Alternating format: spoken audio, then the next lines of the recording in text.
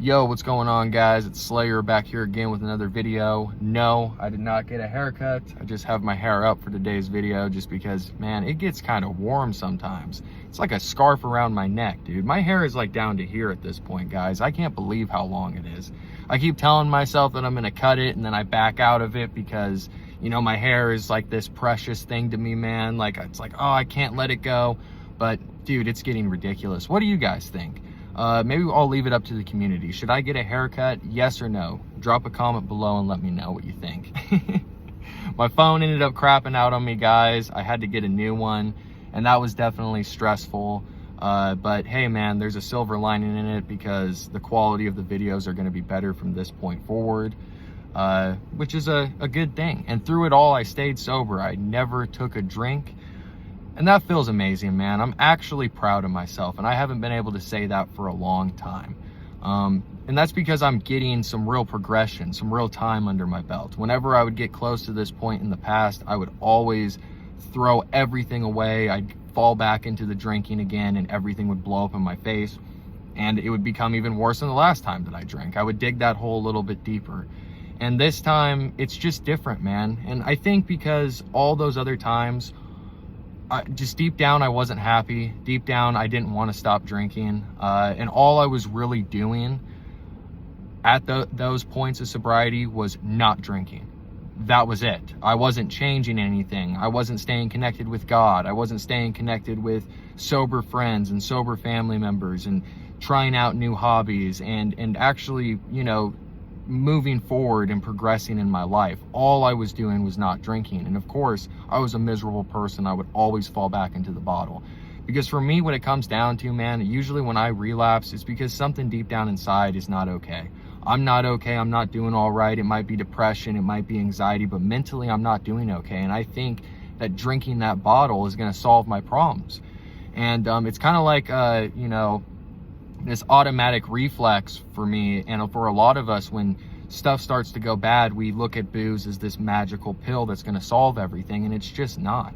It feels so much better to be off of it, to be sober, to be looking forward in the future. And any of you guys that are struggling out there, you guys can do it. Look at the videos in the past. Look at my journey through all of this, the ups and the downs. I never thought that I was going to be able to actually be able to stay sober and feel the way that I do today. I just didn't. Even 6 months ago, I didn't think it was possible. I was in a really dark spot. I don't know if it was the doctors telling me that I was going to die this last time. I don't know if it was staying at rehab. I don't know if it's God showing me something. I did a lot of talking to God in that rehab, man. I did a lot of talking to God in there. And I don't know exactly what it is, but it feels good to be sober today. It feels good to be on this camera. And with that said, let's just go ahead and hop into this video, man. So we're just continuing where I left off in the last video of one of my worst alcoholic binges of all time. Where I left off, I was actually going through some like homelessness, but I think I'm going to save that and just make that into an entirely separate video because there's a lot there. So where I'm going to pick up at is, so I ended up finding a place to live, and it was actually a decent place to live at because the person that I was staying with didn't want me to drink. They were a good person for me to stay with. Not to my alcoholic me, of course, I didn't want anything in my way. But in reality, they are exactly who I needed to be staying with. So I went and stayed with them. I wasn't out of my drinking yet. I wasn't out of my binging. I was still drinking day in, day out, and going through a lot of depression. I remember I would sit up late night and I would talk to this person as I was drinking, and they would be trying to, you know, at least they knew that I was safe. I might have still been drinking, but at least they knew that I wasn't leaving anywhere and that for the most part, I was safe. And I was just going through so much emotional turmoil at this time. I was just an extremely sad person. And every single time that I drank, I thought that it was making it better, but really it was just making it worse. I would get drunk and go on these, you know, long-winded rants and about how sad I was and about how I just could never be happy again and blah, blah, blah. And really all I was doing was just pouring, you know, fuel on the fire. Drinking is never going to solve any of our problems. It's just making it that much worse. And so I got to this point where I thought to myself, well, you know, I'm really sad, I'm lonely. Well, yeah, of course I am. All I'm doing is drinking and isolating and being around this one person. So I thought to myself, well, I'm going to invite some girls over. I'm going to invite some guys over, some friends, and I'm going to, you know, be social so I don't have to be so lonely. Well, that, of course, was a terrible idea because I'm in a horrible binge, man. And nobody should be around me when I'm drinking like that. Nobody. I should just be locked into a room by myself with no human contact. Because seriously, man, something always goes wrong. So I remember one of those nights I was drinking super heavy. I was drinking a 750 and just getting drunker and drunker each time that I would swig. And I was hitting up this female that I used to talk to. And I told her, yeah, you know, you should come over. We should hang out. It will be a good time. And of course, she agreed and she said, sure. You know, this chick hadn't seen me in years. I hadn't seen her in years. So the last time that I was talking to her, I wasn't a raging alcoholic, but of course I was at this point. And I remember she ended up getting over. When she got over, man, I had no alcohol in my system for that morning. I remember it was probably like 10 a.m. and I hadn't drank anything at that point. And she was actually providing the alcohol for us. So I remember when she got over, I was standing in the garage, and she came into the garage, and I was standing there just sweating profusely. I remember I looked like total shit. I remember I took a shower, I tried to get ready, but you can only cover that stuff up so much, man. I remember I was sweating, and she was like, yo, what's up, Slayer? How's it going? She was like trying to have conversation with me, and I couldn't even string a sentence together. That's how bad the withdrawal was. And I was like trying to talk to her. I kept fumbling over my words. Again, I was sweating profusely, and all that was on my mind was, man, are we gonna go get this bottle? Like, let's go get this alcohol. So I remember I told her, like, yo, are you ready to go get the alcohol? And she was like, yeah, sure. And when we got into the car and she was driving us over to the liquor store, I literally felt like I was gonna puke. I was this close to just opening up the door and throwing up, but I was holding it, and, you know, I was holding it. And she's talking to me, I'm not saying anything, and she was like, are you okay? I'm like, yeah, I'm fine. You know, I'm good. You know, I'm feeling a little bit under the weather, but I'll be all right. My skin is all pale. I looked sick. I looked like a ghost. And she knew right off the bat something wasn't right. We get to the liquor store and she's like, so what did you want? And I tell her to get me a 750 of, you know, 100 proof whiskey. And she kind of looks at me and she's like, it's a Thursday. I gotta work tomorrow and it's the morning time. This is what you're going to be drinking? Because like she had the day off, and I was like, yeah, could you get me that? And she's like, I'm not getting you that. And I was like, please. Almost like a beggar in a way, man. I was like, please, and all in this desperation, please get me that bottle. And she was like, okay, I'll get you the bottle. So she goes into the gas station. I'm sitting there fidgeting, moving all over the place, out of my mind, looking around. She comes back out, she gives me the bottle. She got herself like a 6-pack of like I don't even know, Mike's Hard Lemonade or something like that.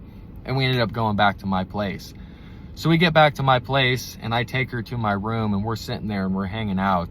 And I crack open that bottle and I'm holding it and my hand is shaking. I'm taking swigs of it. And this chick watched me transform into a different human being.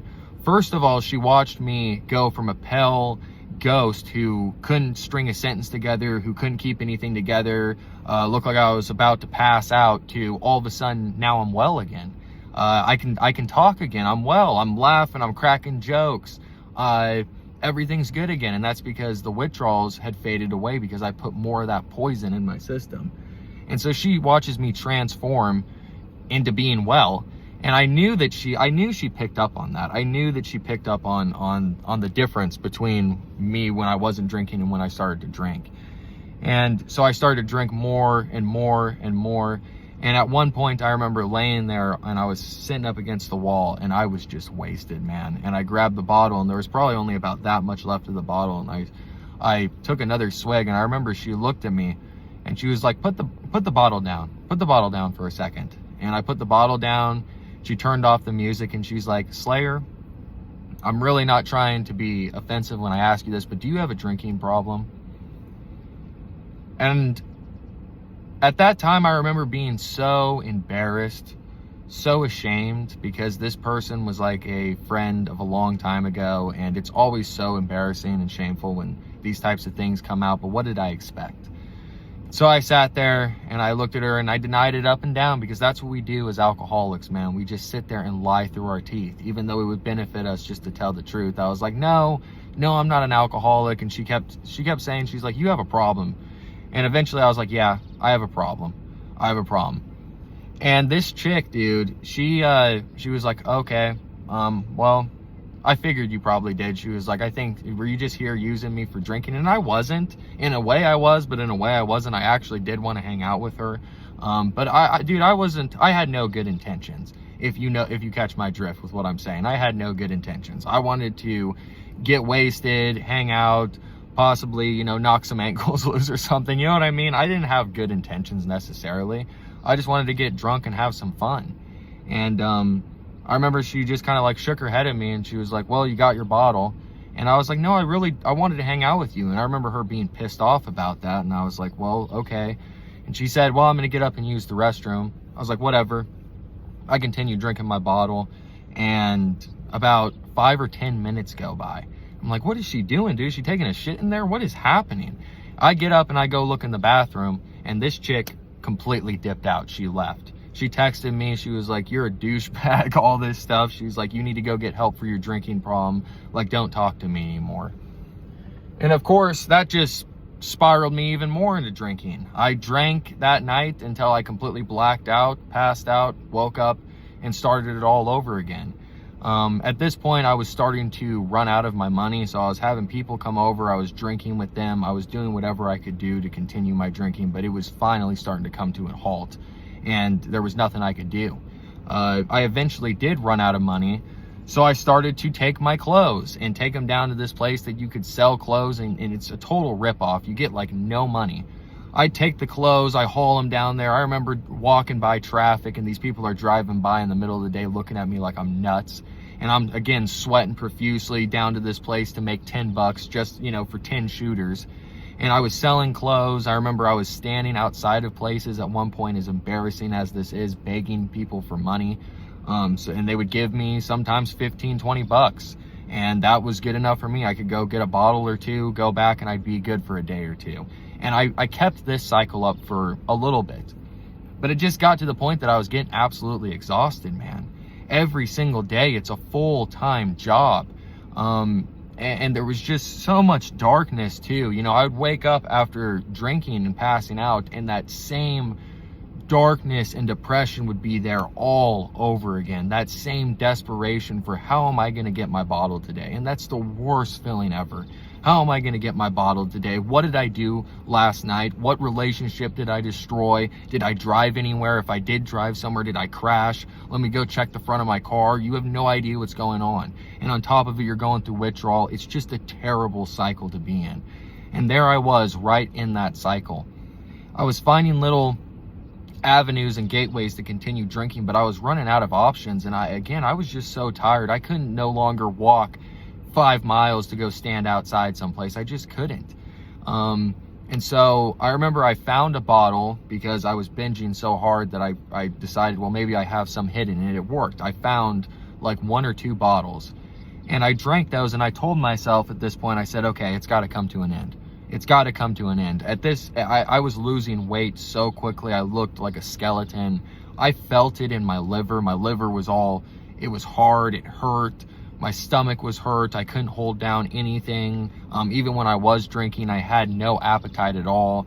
I knew that I was killing myself. And so after this last bottle, I'm going to quit. I'm going to do what I got to do, go to the hospital, go to a detox center, do whatever I got to do. So that night, I ended up finishing off that bottle, and I passed out. I wake up the next day in hell, of course, absolute hell. It was like 4 o'clock in the morning. I didn't even sleep a full night. And immediately, as soon as I'm waking up, as soon as I'm coming to consciousness, I'm back in withdrawal again. And all that's on my mind is that booze. But I was telling myself, I can't do it. I can't go back to the drinking. I have to stop. So I remember the person that I was living with at the time was at work, and they were going to be at work all in the morning until like 9 a.m. So I was waiting for them to get back. I did have a car at the time, but I felt so awful. There was no way I could drive. I mean, I was shaking. I started throwing up profusely. I was in the bathroom. At one point, it was hard for me to walk, and the anxiety was so off the roof. I felt like I was going to have a heart attack. I felt like I was going to pass out. There was no way that I could drive my car down there. It was part of the reason too that I was walking a lot of the times to get liquors, because it was just that bad. And so I was waiting for this person. I texted them. I said, can you take me to the hospital when you get home? And they were like, yeah, sure. I've been waiting for you to say this. And so I was like, all right. So what seemed like the longest 5 hours of my life, literally, time moves in slow motion when you're going through withdrawal. It seems like a day is 2 days long. It's absolutely awful. I'm pacing back and forth. It's getting worse and worse. And eventually they end up getting home. I'm freaking out, man. My heart is pounding out of my chest. I literally think I'm having a heart attack. And they're like, come on, let's go. Let's go. Let's get out of here. So I end up jumping in their car in an absolute panic. And they rush me to the emergency room. We get to the emergency room, man, and I jump out. And again, I'm all over the place. I walk in, and immediately the people at the front desk can tell that there's something majorly wrong with me. So they take me into the room, and they get a weight, and then they put me down on this wheelchair, take my blood pressure and stuff, which it was off the roof, and they end up wheeling me back to a room, and they lay me in there, man. When I'm laying in there, when I say, you know, there's anxiety, there's bad anxiety, and then there's crippling, chronic, you think at any moment you're gonna lose your life type of anxiety. And that's what I was having in that room. I thought at any moment my life was going to be over with. I was begging the nurses to give me medicine, and the doctor ends up coming in. He's like, yeah, go ahead and give him some lorazepam and something else. I think they might have given me morphine, man, this time around. Yeah, now that I'm thinking about it, they gave me morphine. They gave me Ativan and morphine. And so they end up coming back. They give me that IV, and oh, sweet bliss for that moment. The withdrawals, for the most part, subsided, and they went away. Now, guys, the thing is about the hospital is that depending on how much space they have, and depending on the detox centers, because we don't have many options here, if they're all filled up, if all those beds are filled up, you're pretty much completely shit out of luck. There's nothing you can really do. It's extremely dangerous. There just happened to be, the doctor comes back and he's like, so what are you thinking? I'm like, I would like to either stay here and detox, or I want to go to a detox center. And he said, well, the thing about that, man, is that we don't have any beds open right now. And I was like, oh my God, you've got to be kidding me. He said, you know, I'm going to put you on the list for a bed, but, you know, I'm not sure when they're going to have one open. And that's why, honestly, I think it's just such a bad system. Like, oh, I'm going to put you on this waiting list that might take 2 weeks. You might be dead by then, or you might be into a full binge by that point and not even care about quitting. It's just really, the way that it's set up is bad, but I get it to some degree. So he comes in and he tells me that, and that was like knives, you know, to my ears. That is exactly what I didn't want to hear. So all that fear already starts to come back. Of course, I'm heavily sedated at this point, so I'm not feeling the withdrawals as much. But they just give me the medicine, they release me, man. That's all they do. They don't give me any script. I remember I asked the doctor, I said, can you give me a prescription, please, for something like Ativan or, you know, I can't remember what that other one is that they usually prescribe people. Yeah, I can't think of it. But anyways, I asked them that, and they were like, no, because they will not give me any, they won't prescribe me any of that stuff, man. With my track record of my alcoholism and stuff, they think that I'm just going to abuse it. And I understand they're liable and stuff, so I get it to some degree, but they just send me out to the wolves, basically. They just were like, all right, we did what we can, peace. And they send me back out to the streets. And I'm freaking out, man. I go home and I'm relaxed for the moment because I'm on all these drugs, but as the hours continue to go on, slowly but surely, these drugs are wearing off. And there is absolutely nothing I can do at this point. The drugs start to wear off, and I'm freaking out so bad. It's I can't even remember what time it is at this point. And it had probably been like 7 or 8 hours since I was at the emergency room. the drugs start to wear off, the withdrawal starts to come on again. What do? I ended up grabbing my keys this time, and I drove myself. And I think the only reason I was able to drive myself is because those drugs were still a little bit in my system. I drive myself back to the emergency room. I go in there and I pretty much was like, dude, you have to keep me. I'm afraid, you know, like, and this doctor, he didn't give a shit, man. He basically laughed at me. Like, he was like, oh, you're not going through that bad of withdrawal. If you were going through that, and I could not believe that he said this, man. He was like, if you were going through that bad of withdrawal, you'd be doing nothing but laying in your bed. What? That's not how it is for me, man. Maybe the first 2 days are like that, but then the rest of the days, I'm pacing like a madman. I'm hallucinating. There's absolutely no rest at all. The insomnia is next level. I just looked at this doctor. This doctor had no idea what he was talking about at all. And I just looked at him, I was like, that's not how it is. And he was like, no, man, you're good. You know, we can't do anything more for you. And they send me back out on the streets again. And I'm like, at this point, I'm like, I don't know what to do. And so I got back in my car and I started driving back. And as I'm on my way back, I start to have a panic attack. I started to see double. I mean, my vision was going blurry. I was sweating. I ended up pulling over to the side of the road and I was just trying to breathe. I felt like I couldn't catch a breath. I seriously thought I was going to pass out behind the wheel and crash into something. I'm freaking out. And I kind of just, at that point, I just was breathing and I told myself, okay, I'm going to have to face this. I'm going to have to face this withdrawal 100% without any help. I'm going to have to, as we call it, white knuckle this withdrawal. And so at that point, I kind of just accepted it. I said a prayer. I said, God, get me through this. And I went and I had faith that I would get through it to a certain degree. I just said, you know, I said, God, please get me through this. And if I die, I guess I die, but there's nothing I can do. So I ended up getting back on the road. I went home, and for the next 3-4 days, it was just pure hell. That night, there was no sleep whatsoever at all. I was up all night long, pacing, throwing up, feeling terrible. By the next day, the hallucinations started to kick in. So I was seeing shadows out of the corners of my eyes running around. I would catch little glimpses and then they would vanish. I would see giant spider webs in the corners of my room and spiders crawling across the walls, and I'd go up and touch them and they would vanish. I remember I was laying in my bed and it was the next day, and it was probably about like, I don't know, it was getting close to the evening. It was probably like 7 or 8 o'clock, 8 p.m. And I was laying in my bed and I swore I heard my dad call my name, like, you know, Slayer.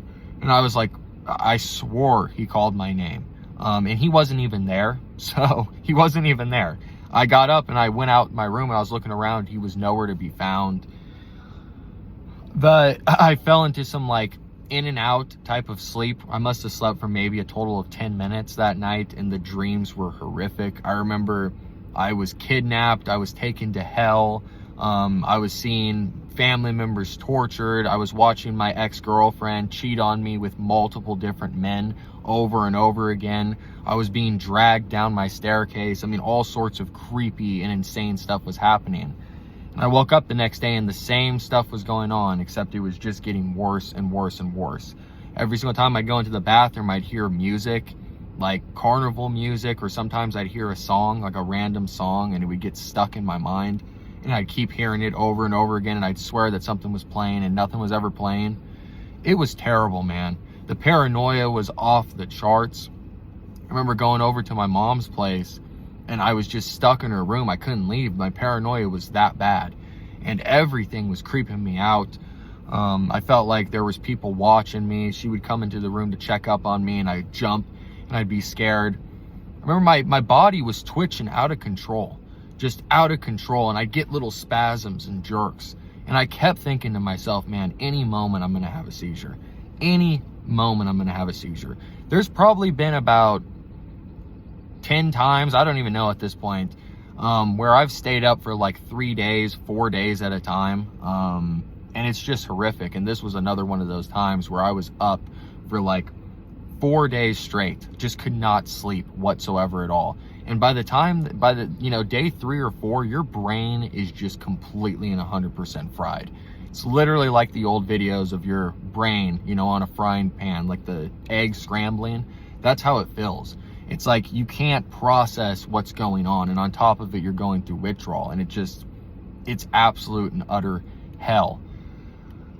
And the depression that you feel too during this time is just next level. There is no hope. I felt completely doomed. And that's because I just ripped and ran, drinking and binging and being a selfish POS for the last 3 months. And now it's all coming home. It's all coming back around to slap me upside my face.